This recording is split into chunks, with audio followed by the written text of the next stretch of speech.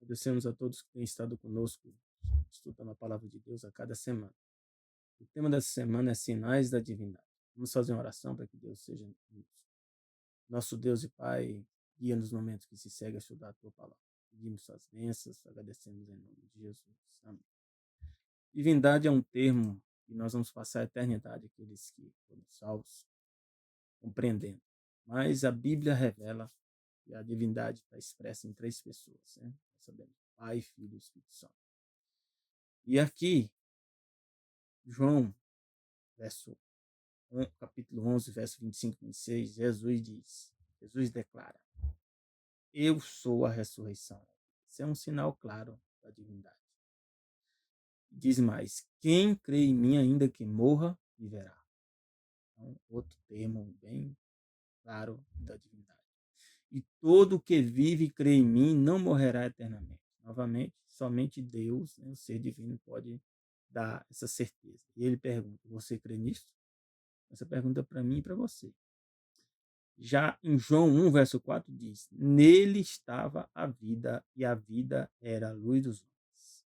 A vida, que vida? Vida original, a fonte. Jesus é a fonte da vida. 1 João 5,11 diz, e o testemunho é este, qual? Deus, ou seja, Deus, Pai, Filho e Espírito Santo, nos deu a vida eterna. E essa vida está em seu Filho. Então, Deus nos deu uma segunda chance por meio de Jesus, seu Filho. 1 João 5,12 diz assim, quem tem o Filho tem a vida. O que significa ter o Filho? Fazer parte dos salvos. Quem não tem o Filho de Deus não tem a vida. E essa vida aqui é a vida, né? Nós sabemos que é a vida eterna. João 5,26 diz algo fundamental para nós entendermos, né, sobre o tema dessa semana. Diz assim, Jesus fala, porque como o Pai tem vida em si mesmo, então o Pai tem vida em si mesmo, assim deu também ao Filho ter a vida em si mesmo. O que deu ao Filho? Porque Jesus, antes de se tornar-se humano, era o ser divino. Mas não havia obrigação de Jesus tornar-se humano e manter a divindade. Então aqui diz claramente que Deus, no plano da redenção, ao Jesus tornar-se filho, continuou tendo vida em si mesmo. Uniu o que é a divindade com a humanidade. João 6,33 diz, porque o pão de Deus é aquele que desce do céu e dá vida ao mundo. Então Jesus vem e desce do céu para dar vida a nós. Por quê? Porque nós estamos mortos por causa dos nossos pecados. Romanos 2, 7 e 8 diz assim, o que é a vida eterna? Deus vai dar vida eterna aos que com perseverança em fazer o bem. O que é fazer o bem? Fazer o bem é fazer a vontade de Deus, não é o que eu acho que é o bem. Não é as leis de um país que decidem o que é o bem, e sim o que Deus diz que é o bem. Procuram a glória, a honra e a incorrupção. Isso aqui baseado em quê? No que Deus revela. Mas indignação e ira aos que são contenciosos. Contenciosos são aqueles que combatem, né? Que resistem, né? Se rebelam. Desobedientes o quê? À verdade. Então aqui Deus está tratando, né, de fazer o bem, são aqueles que obedecem à verdade. E obedientes à iniquidade. Então se você desobedece à verdade, você está obedecendo a alguma coisa, o que é a iniquidade. O que é a iniquidade? É a transgressão da lei, é o pecado. Ou você está obedecendo a Deus, ou está obedecendo à iniquidade. E quem é o pai da iniquidade? Satanás. João 10:1 diz assim, Jesus fala, por isto o Pai me ama, porque dou a minha vida para tornar a tomá-la. Então Jesus dá a vida, ou seja, ele morre na cruz, mas ele volta a vida novamente para si, porque é o ser divino. Então ele morre como ser humano, mas depois ele ressuscita, né, pelo poder divino. João 14,6, Jesus diz aqui, eu sou o quê? O caminho. Caminho o quê? Para todo. Você imaginar, em qualquer aspecto. Científico, religioso, político, né, biológico. Jesus é o caminho. Ele diz também, eu sou o quê? A verdade. Verdade qual sentido? O sentido de ser imaginável. Físico, metafísico, biológico, religioso, político. Em qualquer sentido de você imaginar, Jesus é a verdade. E ele diz também, eu sou a vida. Em qual sentido? Em todos os aspectos que nós imaginamos e não imaginamos. E ele diz assim, ninguém vem ao Pai, seja, não há condição de voltar para Deus senão por Jesus. Não há outro meio. Então, essas religiões que pregam aí, elas se opõem a essas afirmações de Jesus. Então, ou Jesus está certo em suas afirmações, ou essas religiões estão certas. E várias religiões, né, dão soluções, né, para a vida, né, como religiões que pregam a imortalidade da alma, religiões que pregam a reencarnação. Então, Jesus diz que não tem nenhum caminho a não ser por ele. Eu creio em Jesus. Espero que você também creia em Jesus, porque ele deu sinais claros da divindade. Vamos ver alguns exemplos aqui. Um dos exemplos é o milagre do alimento para 5.000 pessoas. Quem conseguiu fazer isso até hoje? Ninguém.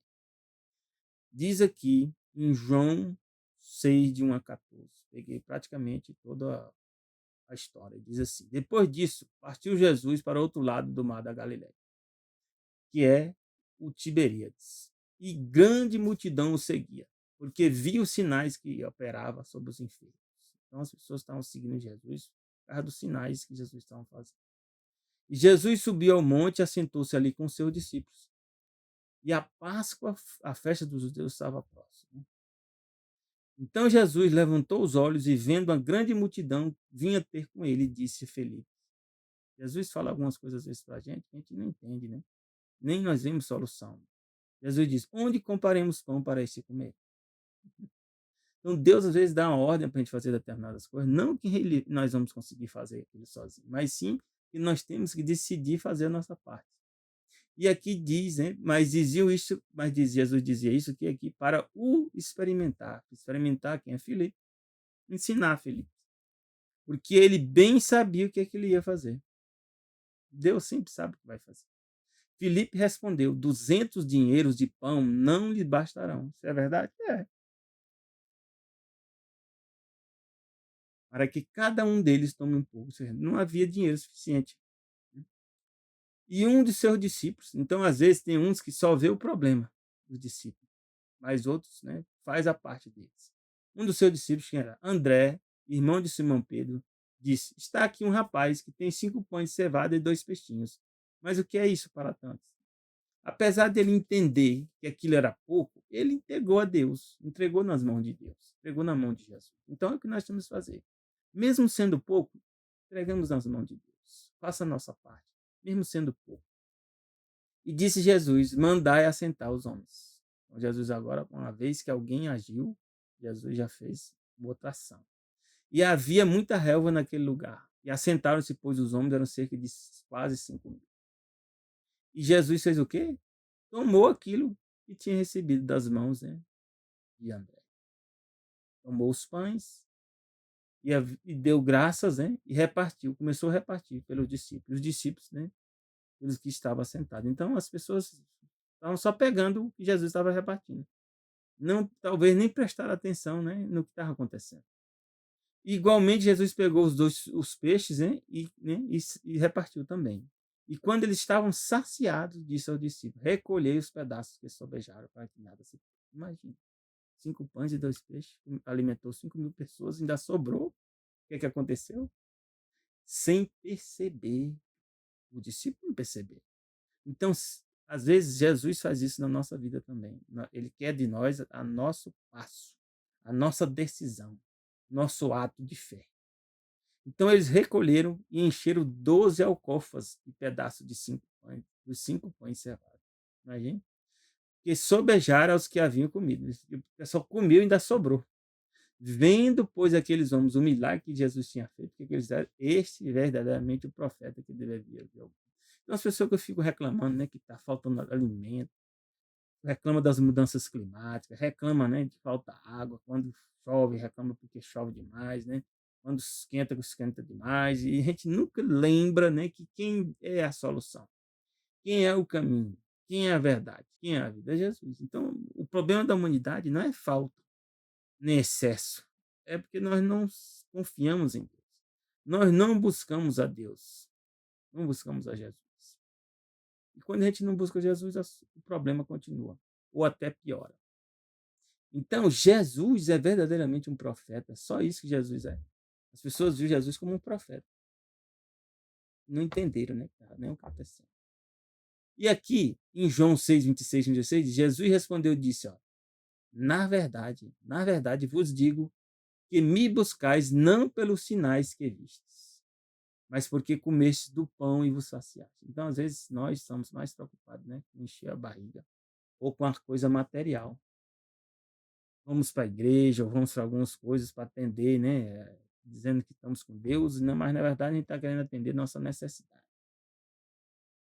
E não presta atenção nos sinais que Jesus está fazendo na nossa vida.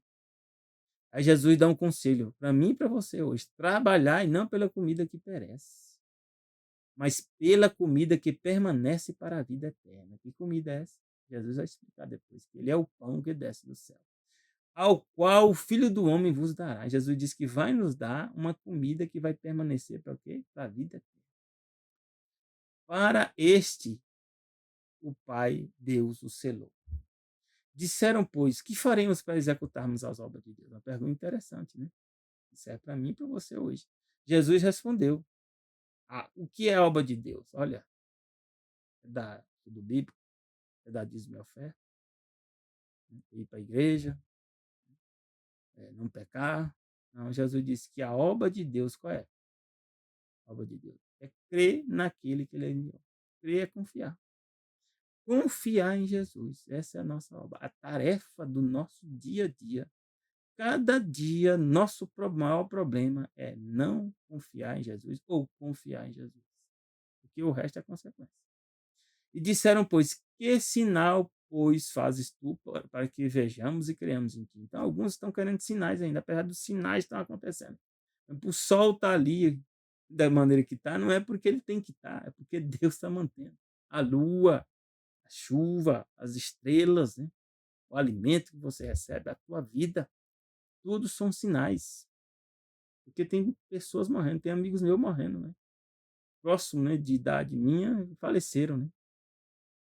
Nós podemos ver aí, depois de 2020, 2021, né? Muitas pessoas falecendo depois. E com idade nova. Não tão velhos. Estão falecendo. Isso é um sinal que o mal está avançando na humanidade. E alguns dizem aqui, nossos pais comeram maná no deserto, como está escrito. Deu-lhes a comer o pão do céu. E as pessoas pensavam que o pão do céu é o maná. Mas Jesus disse, na verdade vos digo. Quando Jesus falava na verdade, preste atenção, viu? Moisés não vos deu o pão do céu. Não foi Moisés. Mas meu Pai vos dá o verdadeiro pão do céu. Quem é esse pão do céu? E ele disse, porque o pão de Deus é aquele que desce do céu e dá vida ao mundo. Então, o verdadeiro pão do céu é Jesus. Eu sou o pão do céu. O pão da vida. Sou a luz do mundo. Jesus fala em várias passagens. Disseram, pois, Senhor, dá-nos desse pão. Jesus disse, eu sou o pão da vida. Mas como é que a gente recebe esse pão? Jesus diz, aquele que vem a mim, eu tenho que ir para Jesus. Ó. Jesus faz o convite, mas você tem que ir para ele. E o que é ir? Aceitar. É aceitar Jesus como Senhor e Salvador. É esse que vem a Jesus. E Jesus diz, esse não terá o que fome. Quem crê em mim nunca terá sede. Crer é confiar. As crises vão acontecer na vida, vão acontecer na vida de Pedro, de Paulo, né? Na vida de Tiago, de João, de todos os apóstolos, né? De todos aqueles que tiveram com Jesus. Mas se a gente crê em Jesus e confia em Jesus, a gente não vai ter sede. Que sede? A sede que a gente nunca é saciada sem Jesus.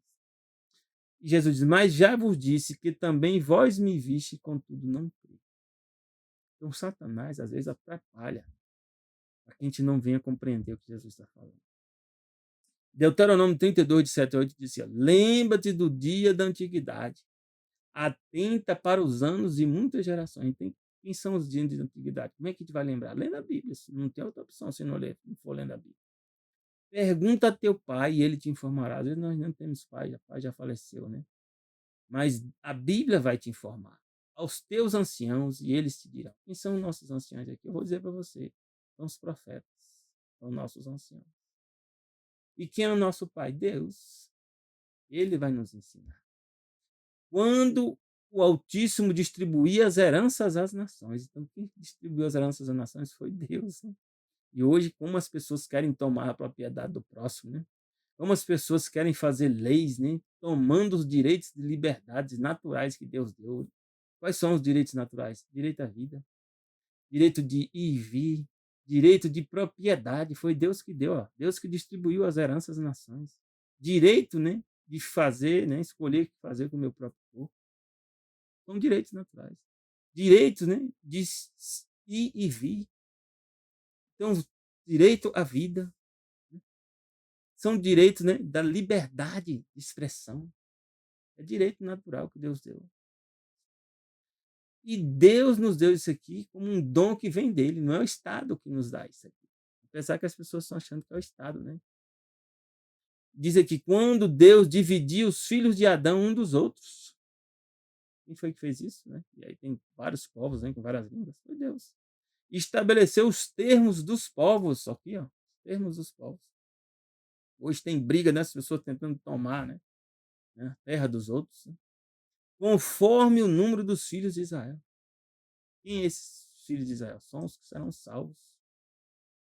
Então, meus irmãos, Deus já tem planejado o caminho para a tua salvação.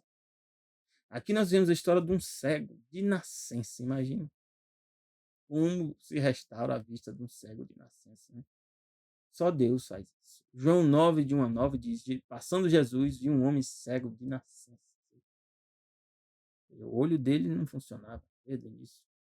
E os seus discípulos perguntaram para Jesus, Rabi, é mestre, né? Quem pecou, este ou seus pais, para que nascesse cego? Alguns têm essa visão, né? Que se você nasce com algum problema é porque seus pais pecaram ou a própria pessoa pecou. Aí Jesus disse, nem ele pecou, nem seus pais. Nem sempre as doenças, as pessoas vêm com dificuldades quando nascem por causa de pecado de pai, né? Ou de mãe, ou de si próprio. Sim, por causa do pecado que tomou de conta da humanidade.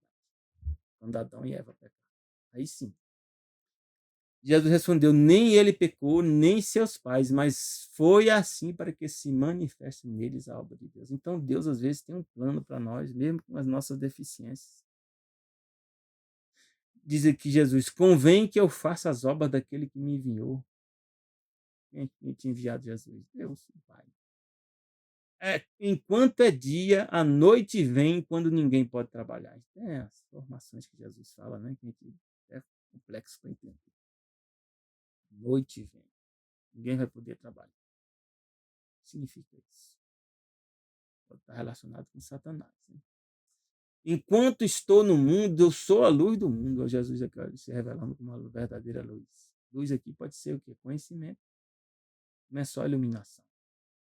Tendo dito isso, Jesus fez o quê? Cuspiu na terra, com a saliva fez lodo. Interessante que a Bíblia diz lá em Gênesis que Deus criou o ser humano, né? Do pó da terra. E Deus deu forma, né, ao ser humano.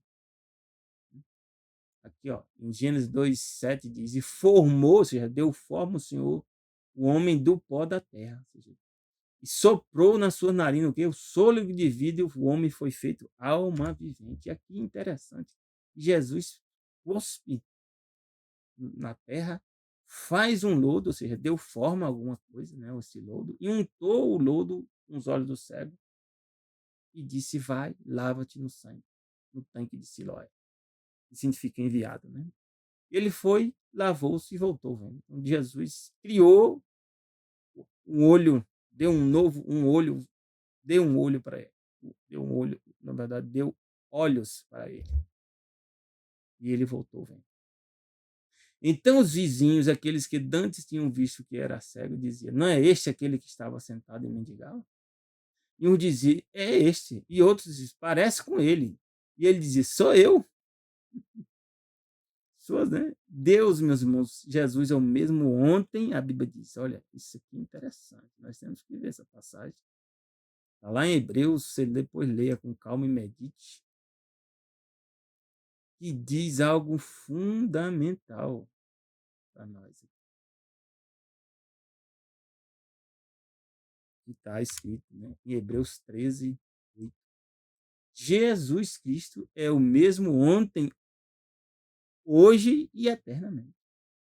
Então, aqui, o mesmo Jesus que fez aquela cura, ele continua sendo a mesma pessoa, com os mesmos poderes. Então, ele pode te curar? Pode restaurar a tua visão? Pode.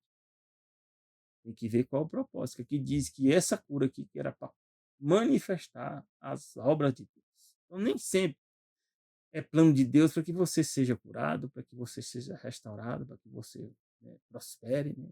Porque dentro do plano da redenção, Deus vai olhar o que vai acontecer para que você seja salvo. Então, disseram aqui o homem, sou eu. Tornaram, pois, os fariseus a perguntar como ouvir, e disse, ele disse, pois-me lodo sob os olhos. Lavei-me e vejo. Ele não sabe o que aconteceu. Ele fez o que Jesus disse que era para ele fazer. Então, alguns dos fariseus dizem, esse homem não é de Deus. Agora, meus irmãos, o negócio é sério. Nós temos que rogar a Deus para ter misericórdia de nós.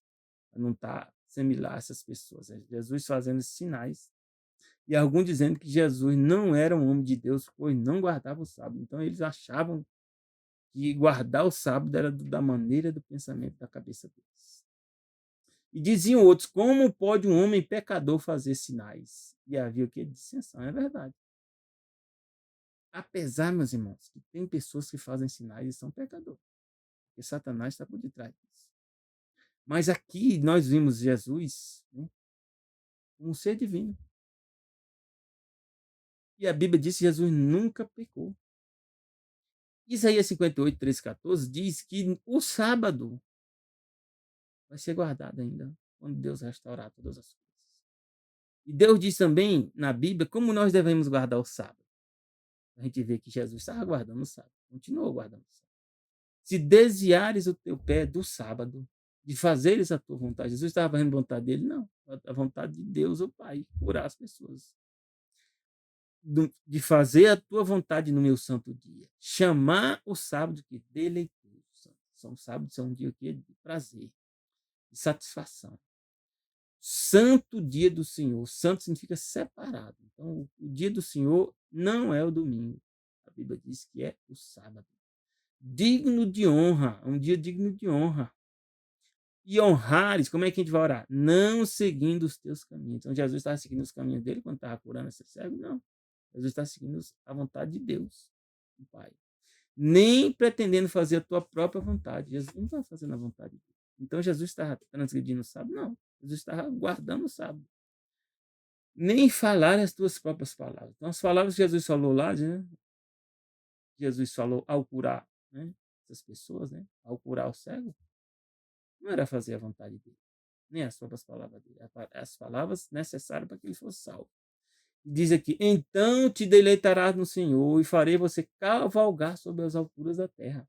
Te sustentarei com a herança do teu pai Jacó, porque Deus disse. Então Deus disse que nós somos herdeiros, assim como Jacó, se nós guardarmos o sábado.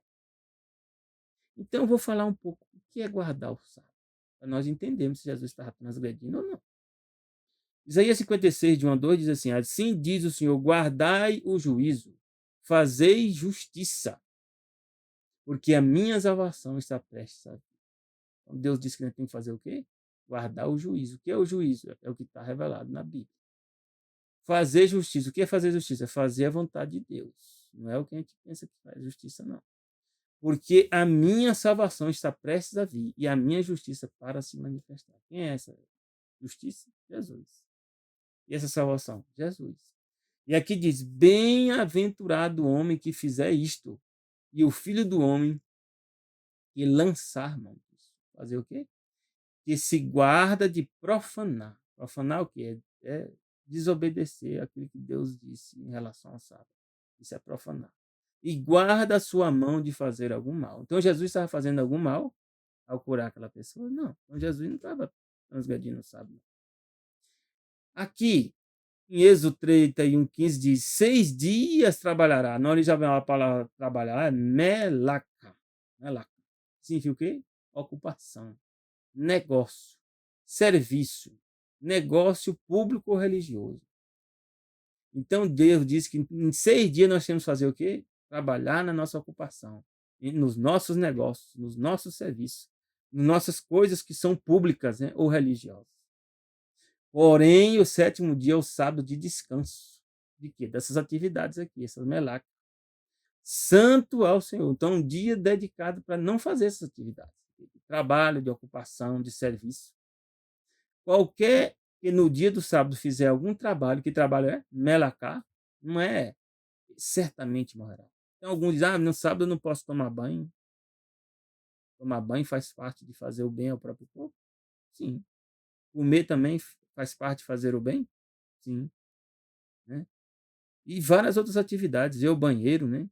Fazer as atividades que são normais, seja, que são naturais para a sobrevivência sua. Essas atividades são feitas no sábado. Tomar banho, comer, trocar de roupa, caminhar, né? Dormir. Mas atividades do dia a dia quais são? Trabalho. Você deveria lavar os pratos, fazer as atividades, né, de limpeza, né, de sábado? Não. Você deixa para os outros dias da semana. Nesse sábado você descansa. Porque se você não fizer isso, você não vai descansar. Não vai descansar. E aí vê um exemplo. Jeremias 17:22 diz assim: nem tireis cargas das vossas casas. Tirei carga o quê? Atividades de trabalho, né? Tirar lixo, né? Fazer limpeza, né? Tirar cargas de vossas casas no dia do sábado. Nem façais obra, ó, a palavra obra é a mesma melaca. Melaca, que é o quê? Não façais ocupação, trabalhar, cuidar dos seus negócios, né? Dos seus serviços. Nenhum desses aí deve ser feito no sábado. Antes santificar o dia do sábado, como eu ordenei a vossos pais. O que mais? Neemias 13:19 dá outro exemplo. Sucedeu, pois, que quando já sombra nas portas de Jerusalém antes do sábado, já dava sombra, né, nas portas de Jerusalém antes do sábado, e dia era sexta-feira. O sol ia se pondo, ia começar o sábado. Ordenei que as portas fossem fechadas. Por que Neemias fez isso? Porque as pessoas estavam vindo fazer venda, comércio. Mandei que não as abrisse até passado o sábado. Então, dia de sábado, as atividades de negócio, de serviço, não devem ser feitas. E pus as portas de alguns dos meus servos, para que nenhuma carga, na palavra carga, que é massá. Massá é que significa carga, suporte, tributo, fardo, atividades, né, que você tem que fazer no dia a dia, entrasse no dia do sábado. Mas você pode comprar um remédio no sábado. Se a doença surgir naquele momento, é o jeito. Você vai ter que comprar o remédio. Mas você não pode planejar comprar o remédio no sábado, sabendo que você já está doente. Você faz o quê? Essas atividades de negócio, de serviços, né? De ocupações suas atividades rotineiras, você faz nos 6 dias da semana, você faz nos 6 dias. Não é no sábado. Mas uma emergência é emergência. Êxodo 16:25, Deus dá outro exemplo. E que, trazendo os povos da terra no dia do sábado, qualquer mercadoria, então, trazer mercadorias para vender, para tratar de negócio, né? Qualquer grão para venderem, né? Ou seja, venda. Nada compraríamos deles no sábado. Então, nós devemos manter isso aí. Isso é guardar o sábado. Jesus estava transgredindo isso, estava fazendo venda, fazendo negócio, estava levando carga. Ele mandou uma pessoa, né, quando ele fez a cura, tomar teu leito e anda. Por quê?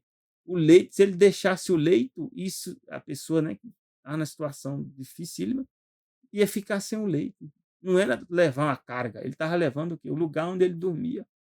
Toma teu leito, leva para onde você vai. Tem pessoas que dormem na rua, que tem o seu carrinho, tem o seu colchão. Você tem que levar no dia de sábado. Você vai dormir em algum lugar.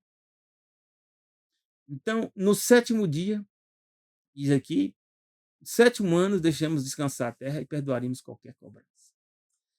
Êxodo 16:25 disse Moisés: comei hoje. Então, no sábado a gente deve comer? Alguns perguntam para mim: se deve comer no sábado? Sim, comer faz parte de fazer o bem a si próprio. Comei hoje, porquanto é sábado do Senhor, não achareis no campo, mas ir lá buscar no campo, colher, né? Levar cargas, né? Trazer e levar cargas, não é o dia do sábado, não é para isso. Nós começamos a entender aqui que Jesus não transgrediu em nenhum momento o dia do sábado. E aí nós podemos ver também, né, que Jeremias 17:27 diz: Mas se não me ouvides para santificar do dia de sábado. Como é que a gente santifica o dia de sábado? Quer ver um exemplo? Não trazer de carga alguma. Que carga de novo? Aquelas cargas. Fardo, né? Negócios, tributos. Quando entrares pelas portas de Jerusalém no dia de sábado. Então Deus disse: se você desobedecer, eu acenderei fogo nas suas portas. Então, muito do que a humanidade está sofrendo hoje está relacionado com a transgressão do sábado. Tá? Quer ver um exemplo? Em Isaías 24, Deus explica, né, o que a terra está sofrendo. Vou ler aqui, ó.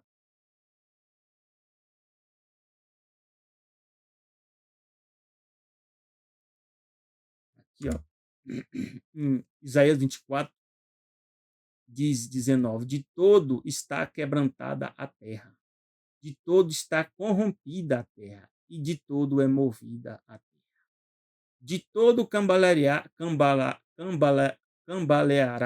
a terra como um ébrio. Ébrio é um bêbado. E será movida e removida como choça de noite, e a sua transgressão se agravará sobre ela, e cairá e nunca mais se levantará. E aí a Bíblia diz, né? Aqui, ó.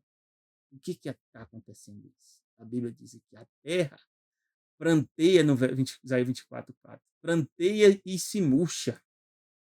Está acontecendo conosco. O mundo enfraquece e se murcha. Enfraquece os mais altos povos da terra. E por quê? Diz, na verdade, a terra está contaminada. É as mudanças climáticas? Não. Contaminada por causa dos seus moradores. O que é que estão fazendo? O quanto tem transgredido as leis. Que lei? As leis de Deus. Mudado os estatutos. Qual é o estatuto? O estatuto é o que Deus regulamentou na Bíblia. Quebrado a aliança eterna. Aí, ó, qual é a consequência? Por isso a maldição tem consumido a terra. Por isso nós sentimos tantos calores, né? Hoje foi um dia muito quente aqui em Barreiras. E o calor está se espalhando em vários lugares. E os que habitam nela são desolados. Por isso são queimados os moradores da terra e poucos, né, vão restar. Né? Então aqui o problema está na desobediência aos mandamentos de Deus. E um dos mandamentos principais é o sábado. Por isso que nós estamos sofrendo. E alguns dizem que são mudanças climáticas. Né? É o que? Desobediência às leis de Deus. E Deus fala aqui, ó, no dia de sábado, você pode ir para a igreja? Deve ir para a igreja? Não é atividade? Segundo Crônicas 23:8 diz: E fizeram os levitas e todo o Judá conforme a tudo que ordenaram o sacerdote Joel. Ele ordenou. Tomou cada um dos seus homens, tanto os que entravam no sábado como os que saíam no sábado. Então tinha pessoas que trabalhavam na guarda do templo no dia de sábado. O templo necessitava de proteção no dia de sábado. Isso era transgressão? Não. Não tem determinados trabalhos que você faz na igreja no dia de sábado. Você está transgredindo? Não. Você está santificando o sábado. Aquela atividade é o quê? A causa de Deus. E diz aqui, Ezequiel 46:4, o holocausto que o príncipe ofereceu ao Senhor será no dia de sábado. Então, só as ofertas também eram entregues no templo, no dia de sábado. Então, as atividades de recolhimento de oferta que as pessoas fazem também são atividades, trabalho. Mas não é o melacá, não é o trabalho, o sustento, não é os trabalhos, né, rotineiros de 6 dias. 6 cordeiros sem mancha, né, e o carneiro eram feitos o quê? Também sacrifício de animais no sábado. E você tinha que usar força física para isso. Era transgressão? Não. Fazia parte do dia do sábado, da santidade do sábado. Neemias 13:15 dá outro exemplo. Naqueles dias vi em Judá os que pisavam lagares. Pisar lagares, as pessoas ficavam pisando, né, para criar suco de uva, né? Pisar o lagar. Traziam feixes, né, ou seja, traziam um feixe de alimento, alguma coisa, carregavam sobre jumentos. Que dia do sábado? Ele viu que as pessoas estavam fazendo isso. Como também trazia o quê? Vinho, uvas e figos, e toda espécie de cargas. Né? que não deve ser feito? Porque traziam a Jerusalém que dia? No dia de sábado. Então, esses comércios que são abertos no dia de sábado teriam que ser fechados. Não por obrigação, mas por consciência. E ele diz: protestei contra eles no dia em que vendiam mantimentos. Então, não se deve fazer venda, negociação no dia de sábado. E as farmácias, né? E os hospitais, como seriam, né? Se a gente obedecesse o sábado, tudo seria organizado para que não fosse um trabalho, e sim fosse doações. Tudo seria organizado para as pessoas serem cuidadas naquele dia, e não fosse um trabalho rotineiro. Existe essa solução. Ezequiel 20:20 diz: santificai meus sábados, e servirão de sinal entre mim e vós, para que saibais que eu sou o vosso Deus. Então, o sábado é um sinal da aliança entre nós e Deus. Se você não guarda o sábado ainda, comece a guardar. Sabe por quê? A Bíblia diz em Isaías 66, 22, 23, que os salvos vão guardar o sábado. Não é domingo, não.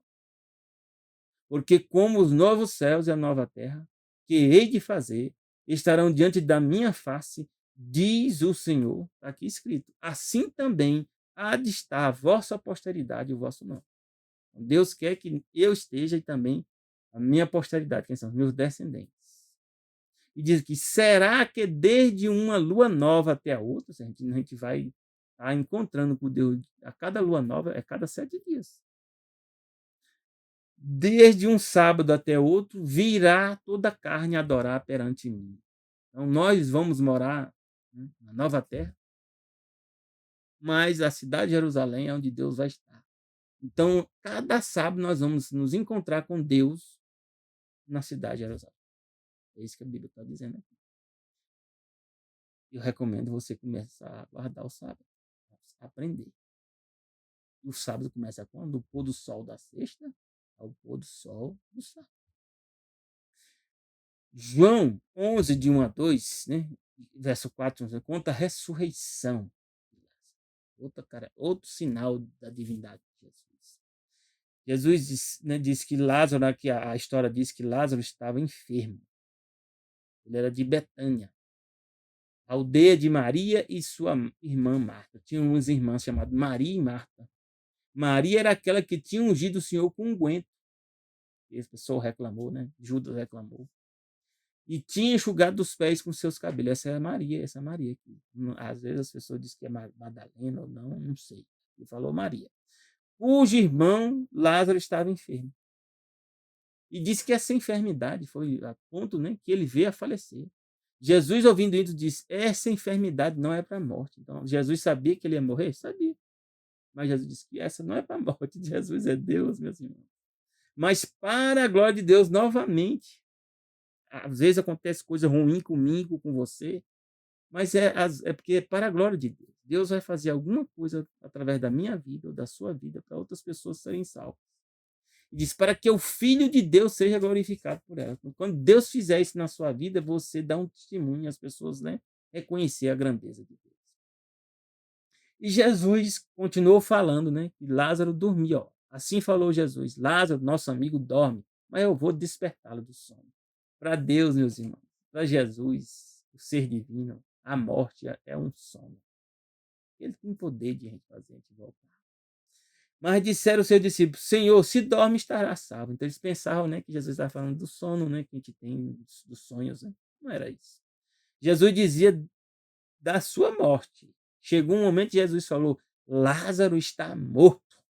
Para não ter dúvida. Está morto. Então, para Deus, a morte é o quê? Um sono. Então, os mortos em Jesus estão o quê? Para Deus, estão num sono.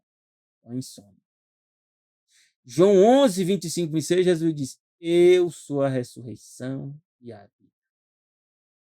Não há reencarnação. Existe o quê? Ressurreição. Você não nasce e morre várias vezes. Não, você nasce e morre uma vez. E se você aceitar Jesus, você ressuscita na ressurreição dos salvos. Se você não aceitar Jesus, você ressuscita na ressurreição dos ímpios, né? A ressurreição, a Bíblia diz, da condenação. Está onde? Está lá, a Bíblia, João 5, Vamos ler? 5:28.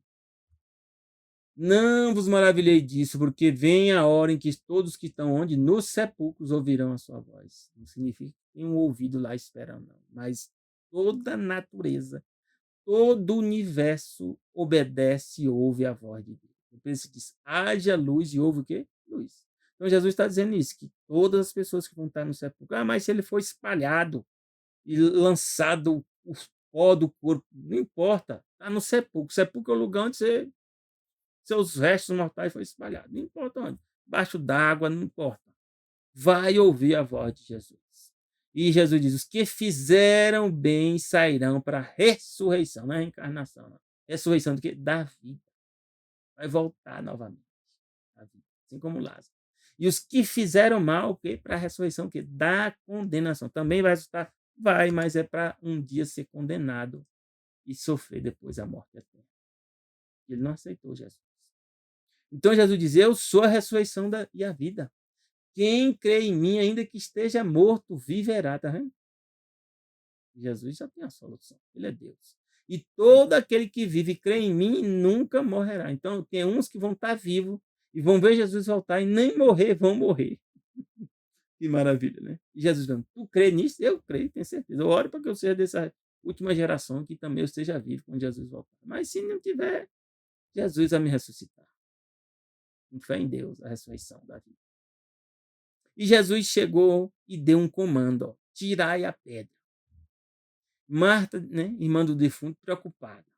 Senhor, já cheira mal. Às vezes Deus dá a ordem, dá o dízimo, dá a oferta.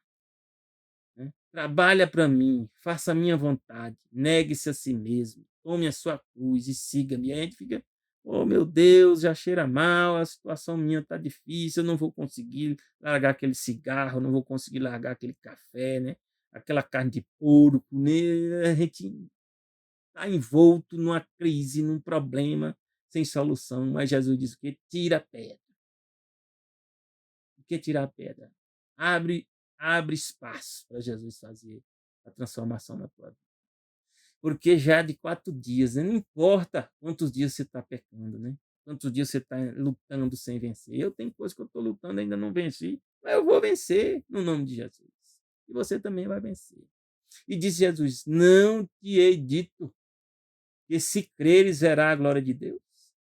Então Deus fala isso para mim hoje, agora. Pedro, se tu crê em mim, tu vai ver a glória de Deus na tua vida. E o que tem que fazer? Tirar a pedra. E tirar a pedra? Pedra, que é essa pedra? Eu vou dizer para vocês. A pedra é aquilo que te impede de ser salvo. E Jesus fala aqui, ó, em Apocalipse 3. Jesus diz aqui para mim e para você, na carta de Laodiceia.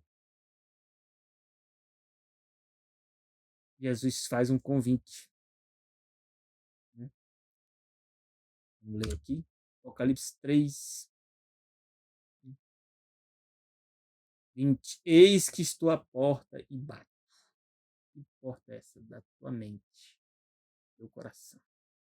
Se alguém ouvir a minha voz, essa é a pedra nossa, e abrir a porta, tirar a pedra, e eu entrarei na sua casa.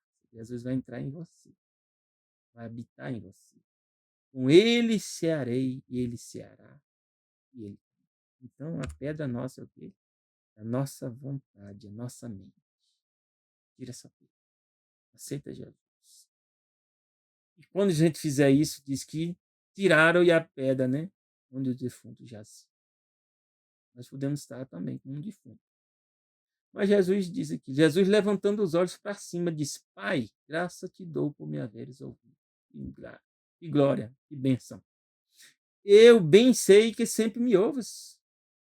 Jesus tem comunhão direta com o Pai. Mas eu disse isso por causa da multidão que está ao redor, para que creiam que tu me enviaste. Então, tu crê que Jesus foi enviado por Deus? Às vezes tu ainda faz parte da multidão, ainda não crê. E tendo dito isso, Jesus fez o quê? Clamou com grande voz. Meu Deus, olha que maravilha. Lázaro, sai para fora. Jesus vai falar isso também. Para nós vencermos nossos pecados. Jesus vai dar uma ordem. E o que acontece quando Jesus dá a ordem? O defunto saiu, tendo as mãos e os pés ligados com faixas, e o seu rosto envolto num lenço. E Jesus disse: desligai-o, deixai-o ir. Então, há alguma coisa impossível para Deus? Hein? O que você acha? Nada há impossível para Deus.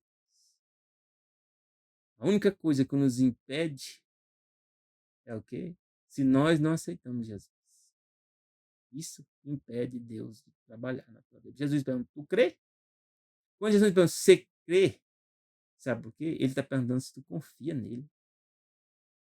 E aí, se você não confia nele, Deus não vai fazer nada na sua vida se você não confia nele. A relação de pai para filho. Então, se você confia nele, não tem nada impossível, não. Então, aqui nos diz, 1 Tessalonicenses 4, de 11 a 18, diz assim: procurais viver quietos, então calma, tranquilidade, né? Tratar dos vossos próprios negócios. Jesus está próximo de voltar, tá, mas a gente tem que procurar viver de forma quieta, tratar dos nossos próprios negócios, né? Não é tomar os negócios do outro, cobiçar as coisas do outro, né? Votar leis para tomar as terras do próximo, né? Tomar as coisas do próximo. Não é isso. Não devemos apoiar isso, não. Deus diz que a gente tem que ter nossos próprios negócios, trabalhar com as nossas próprias mãos. E aqueles que não têm mãos, trabalham com a voz. Trabalhe de alguma forma. Trabalhar. Melacar. Durante quantos dias? 6 dias. Como já vos tenho mandado, para que andeis honestamente para com os que estão de fora. Então, a gente tem que dar o exemplo. E não necessitei de coisa alguma. Então, se você tem condição de trabalhar, tem que trabalhar para honrar a Deus. E as pessoas de fora não desonrar, né? Você não desonrar a Deus, dando um mau exemplo. Paulo chega e diz: não quero, porém, irmãos, que sejais ignorantes acerca dos que dormem. Quem são os que dormem? Os mortos.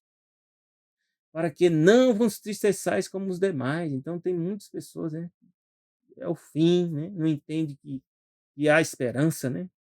Mesmo na morte. Que não tem esperança. Porque se cremos que Jesus morreu, também nós sabemos que Jesus que ressuscitou. Assim também aos que dormem, Deus os tornará a trazer também junto com Jesus. Que bênção, né? Que glória. Dizemos isto, pois, pela palavra do Senhor. Como é que isso vai acontecer? Nós, os que ficarmos vivos, para a vinda do Senhor. Vai ter um grupo que vai estar vivo quando Jesus volta. Tanto dos salvos como dos perdidos. Não precederemos, não vamos antes dos que dormem. Não vai ter rapto secreto. Tem umas doutrinas falsas, né? As pessoas estão ensinando de rapto secreto, né? Não tem rapto nenhum secreto. As pessoas vão ver Jesus voltar. Os salvos vão ressuscitar, as pessoas vão ver isso acontecer. Diz aqui, porque o mesmo Senhor descerá do céu com alarido, não vai ser secreto, não. Com voz de arcanjo e com trombeta de Deus, ou seja, vai ter barulho que ninguém vai deixar de ouvir. E os que morrerem em Cristo vão ressuscitar primeiro, meus irmãos. Não vai ser secreto, não. E diz, depois nós, quem são aqueles que estiverem vivos, salvos ou ímpios, seremos o quê? Os salvos vivos vão ser arrebatados, juntamente com aqueles que tinham morrido e foram ressuscitados. Vai juntar, se encontrar com Jesus nas nuvens. Quando Jesus voltar na segunda vez, Jesus não vai tocar aqui na terra. Não vai haver um governo de 1000 anos, como alguns têm falado. Nós vamos encontrar Jesus nas nuvens e encontrar o Senhor onde? Nos ares. Jesus não vai tocar a terra na segunda vinda. E assim estaremos para sempre com o Senhor. Nós vamos para onde? Para o céu, onde Deus habita. Na terceira vinda, quando Deus trouxer Jerusalém, é que vai acontecer o governo da terra. Portanto, consolai uns aos outros com essas palavras. Console. E eu digo para vocês, para a gente finalizar, Mateus 24, 11, 14. Vão surgir muitos falsos profetas. Falsos profetas são mensageiros. Mensageiros falsos são aqueles que não pregam o que está na Bíblia. E vão enganar, muitos estão enganando, inventando livros, teorias, e a gente tem que ler a Bíblia. E por se multiplicar a iniquidade, multiplicar o pecado, a transgressão da lei, o amor de muito vai esfriar. Esse amor não é um amor de novela, não. É o amor a Deus. Acima de todas as coisas, e o amor próximo, como a nós mesmos. Esse amor aqui diz que vai esfriar por causa do pecado. Mas aquele, tem alguém que vai vencer? Tem. Aquele que perseverar até o fim. Perseverar o quê? Em seguir a Deus, em fazer a vontade de Deus. Esse vai ser o quê? Salvo. E o evangelho, ou seja, esse evangelho que a gente estou falando aqui para você, esse é o evangelho, boas notícias, vai ser pregado em todo mundo. Então, o evangelho vai alcançar a Coreia do Norte, mesmo com o socialismo que tem lá, que mata as pessoas que leem a Bíblia, metralha as pessoas que leem a Bíblia, e tem pessoas ainda no Brasil, ainda apoiando partidos que são socialistas, né? E partidos que estão planejando implantar sistemas socialistas. E quando esses sistemas são implantados, um dos primeiros a ser perseguido é o cristianismo. E logo o pedido de ler a Bíblia é logo metralhado, né? São cortadas cabeças, né? Como em vários países está acontecendo. E alguns cristãos ainda apoiam isso. Não sei qual razão. Talvez não sejam cristãos. Porque o verdadeiro cristão, ele vai pregar o evangelho. Ele vai defender a liberdade de expressão. Ele vai defender a liberdade religiosa. Vai defender o direito de vida das pessoas. Direito de propriedade. Foi Deus que deu. Não tem outro caminho. E diz que esse evangelho, mesmo nos países que têm tanta dificuldade, ele vai alcançar as pessoas. Em testemunha a todas as nações, mesmo que seja escondido. Alguns estão pregando mesmo com risco de morte. E estão morrendo alguns. Mas o evangelho vai alcançar essas pessoas. E então virá o quê? O fim. O fim está próximo. Que Deus te abençoe e que você faça a sua parte na pregação do evangelho. Que Deus te dê um bom fim de semana. Já deseja-te um feliz sábado a ti e teus familiares. Graça e paz de Deus a ti e teus familiares.